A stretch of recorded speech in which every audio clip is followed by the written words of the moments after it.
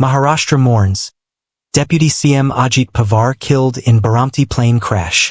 Baramati, Maharashtra, in a tragic development that has sent shockwaves through the nation, Maharashtra Deputy Chief Minister and Nationalist Congress Party, NCP, Supremo Ajit Pawar was killed in a plane crash on the morning of Wednesday, January 28, 2026. The 66-year-old veteran leader was traveling to his home constituency of Baramati to attend public rallies for the upcoming Zilla Parishad elections when the ill-fated aircraft went down. The incident. What happened? The aircraft, a chartered Learjet 45, registration VT-SSK, operated by VSR, took off from Mumbai at approximately 8 a.m. Reports from the Directorate General of Civil Aviation, DGCA, indicate the following. Time of crash, roughly 8:45 a.m. Location. The aircraft crashed while attempting an emergency landing at Baramati Airport. The descent. Eyewitnesses reported the plane struggled during its second approach to the runway, falling approximately 100 feet before impacting the ground. Post-crash. Upon impact, the aircraft was engulfed in flames, followed by several small explosions. Local villagers rushed to the site but were unable to reach the passengers due to the intensity of the fire. Casualties. Authorities have confirmed that there were no survivors. Along with Ajit Pawar, 4 others lost their lives. A personal security officer, PSO, personal attendant, the pilot in command, the first officer. Tributes pour in.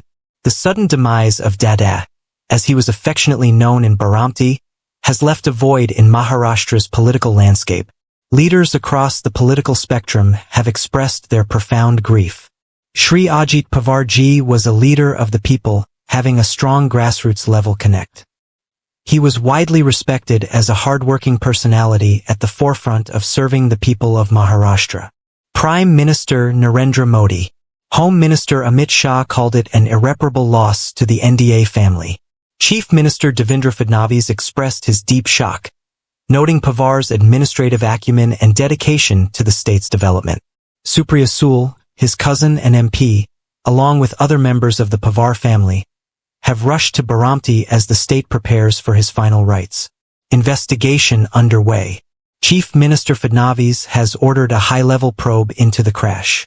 While preliminary reports suggest technical difficulties during the final approach, the DGCA is sending a specialized team to Baramati to retrieve the flight data recorder and determine the exact cause of the failure. The state government has declared a period of official mourning. On January 27, 2026, the Bulletin of the Atomic Scientists announced a chilling update. The hands of the Doomsday Clock have moved forward once again. Now standing at 85 seconds to midnight, the clock is at its most perilous position in its 79-year history.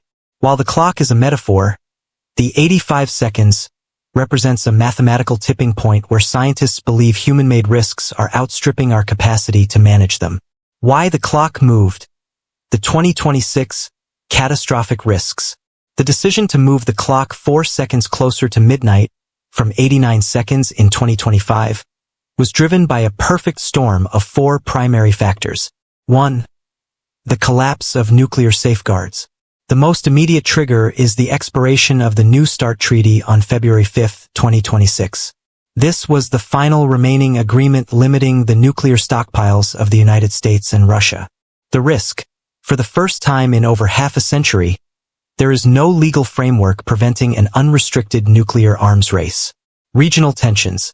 Ongoing conflicts in Ukraine and the Middle East, alongside aggressive rhetoric from nuclear-armed states, have normalized the unthinkable possibility of tactical nuclear use. 2. Information Armageddon. The bulletin highlighted a new, pervasive threat, the fusion of state power with unregulated generative AI. The risk. AI-driven disinformation has made it nearly impossible for global populations to agree on a shared reality. The impact. When societies cannot distinguish fact from fiction, international cooperation on climate or security becomes impossible. The information ecosystem is now considered as volatile as a nuclear silo. 3. Climate inertia.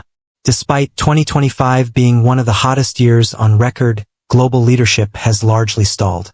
The risk, rising sea levels and extreme weather are no longer future problems. They are current drivers of mass migration and resource wars. Political shifts. Several major economies have recently scaled back their green energy commitments in favor of short-term economic protectionism. 4. Biological dangers. The rise of synthetic biology and the lack of a coordinated global plan for the next pandemic remain critical concerns. The bulletin noted that lab-made pathogens and mirror life experiments are advancing faster than the regulations designed to contain them. What 85 seconds really means. It is easy to dismiss the clock as alarmist, but its purpose is not to predict a specific date for the end of the world. Instead, it serves as a diagnostic tool for global health. The doomsday clock is not a prediction. It is a warning. It illuminates our current reality to spur the action needed to change it. Alexandra Bell, Bulletin President and CEO. Time to midnight historical context 7 minutes, 1947. Original setting at the dawn of the Cold War. 17 minutes, 1991. The safest point. End of the Soviet Union. 100 seconds, 2020. First time the clock moved into seconds, territory. 85 seconds, 2026. The closest humanity has ever been to self-destruction. Export to sheets. The good news of the clock. The clock is unique because it is one of the few global metrics that can be turned back. In 1991, the hands were moved back to 17 minutes after the signing of major disarmament treaties.